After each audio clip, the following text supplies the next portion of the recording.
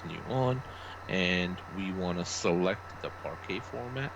So let's continue because this is based on the requirements. This is a large ingestion of Parquet files. So let's go in and select for the link services. We want to select the default workspace that we have.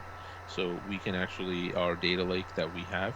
And then in the path, what we want to do is we can actually, it does give us the option to browse the path. So we can actually browse into the WW2 um, and go into campaign analytics, and campaign analytics might have a lot of data here, so it is traversing and it's able to update. If it cannot, we can always type it in. That's no big deal. All right, so now that we know what we want to actually grab the sales data for December sales, and that's what we have here in that Parquet file. So let's go ahead and grab that. You can see that it auto-populated what the file is. Obviously, we have the import schema here, right? And we can say from sample file, and then we can also select a sample file here. So we can actually go in for the sample file.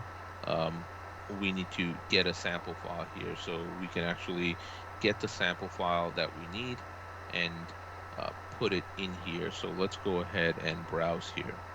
Let's go ahead and select that file that we need. And I have it stored in the workshop here.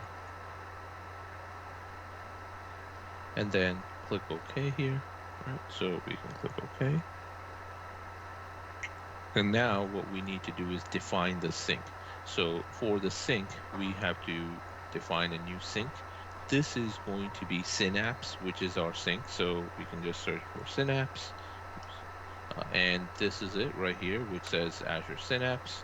So we can go ahead and continue, and we can actually just go ahead and call this the name. Let's call it ASA 400.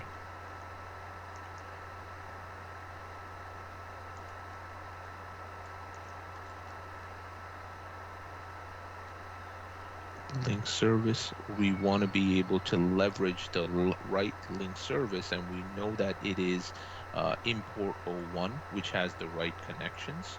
And we want to, let's just say, um, select one of our tables, which we can do. Let's go to the WDI sales heap, right? So remember, heaps are really good for very fast loads. So we are actually leveraging that. And then we can go ahead and click OK.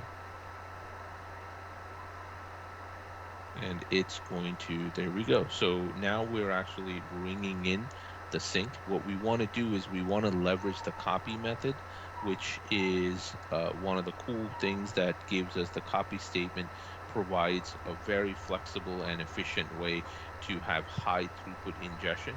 Polybase also does the new copy command, gives you even more performance across the board. So when we can leverage it, we want to be able to leverage it across the board. And what we want to do is we want to be able to have a pre-script in here, so that we can actually truncate that table ahead of time. So we want to be able to put in the truncate statement in there. So let's go ahead and put the truncate that table as a pre-script option.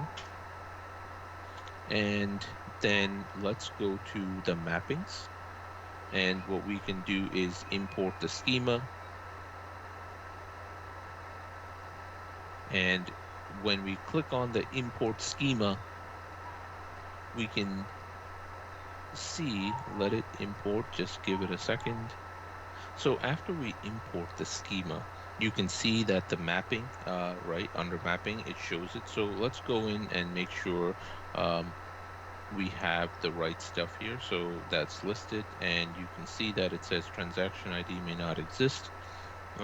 Which is something that we might need to fix, right? It says may not exist in the source data store.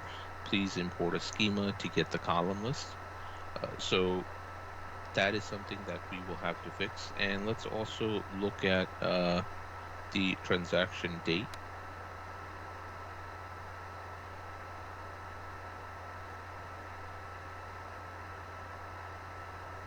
So